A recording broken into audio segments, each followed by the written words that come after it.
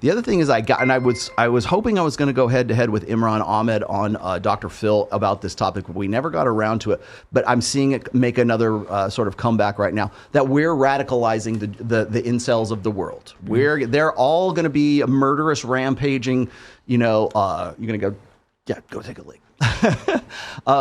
But they're all going to turn into murderous, rampaging, radicals. And there's an FBI study about the Manosphere, and guys like Andrew Tate are radicalizing today's youth, just like the Arab Spring or something. Like they're all sexless, they have no prospects, and so they were just ripe for the picking for like Boko Haram or something. They're like missing that, the point. Right? They're radicalized because they're sexless. Not because of red pill. They keep forgetting the point. 80% of men on dating apps are deemed unattractive. That's why they're being radicalized.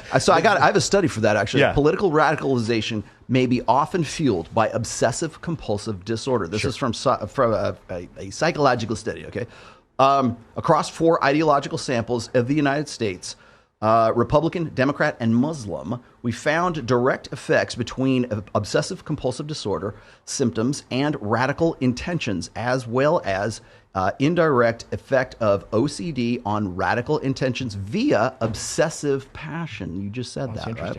Okay. Even after controlling for potential clinical confounds like adverse childhood experiences, anxiety, depression, substance abuse, these effects remained robust, implying that OCD plays a significant role in the formation of violent ideological intentions and opening up new avenues for the treatment and prevention of violent extremism. Okay?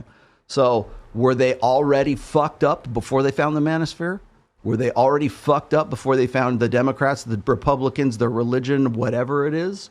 Or was it the religion that fucked? Was it Marilyn Manson that convinced them to go and kill everybody? Was it Judas Priest who convinced them with their violent lyrics to go and kill their parents? Rollo? It was Advanced Dungeons and Dragons. I have to admit, I'm old. You know what? You could make a case dice. for 5th edition. I might give that to you. Well, what's interesting is they don't I got articles here, and this is from a book. It's called the Justice Against, or the War Against Male Justice, right? And here's a quote, right? Jocelyn Friedman says, "Divorcing masculinity from misogyny needs to start younger. Traditional masculinity needs to be limited because it's going to be harmful to us by our boys." This is a quote. This is, what they're defining as traditional masculinity. Yeah. It's like, and that was from The Guardian. Yeah. In March of 2018. It's like they're a push to try to label anything masculine misogynistic, toxic. Yeah, I do believe that's on purpose. Yeah, absolutely. Definitely, there's a slant of Marxism with feminism, and now it's merged with this Faustian theory, or this Malthusian theory, about population control. Absolutely. Yeah. Let me roll this one out here. John Conchar says, "This panel has been immensely helpful to me, specifically Cappy, MLD, and Rollo. 21 years old, and I lost 40 pounds of fat. Wow. Awesome. And put on 20 pounds of muscle in the last 2 years. No debt, 20,000 in savings so far. Thank you for my unplugging." Don't you have debt from Does that guy sound like he's angry and pissed off and is OCD and is going to be a potential radical? He just hates the world. Does that sound? Well, but I hate you have to point that shit out so people don't from the outside looking in don't go, "Oh, these guys sound like they're trying to." Anything we're talking about here is going to sound like we're radicalizing. Go ahead. What did you say? Oh, what I was going to say is I cannot give up on the idea, though, that laziness drives a lot of this.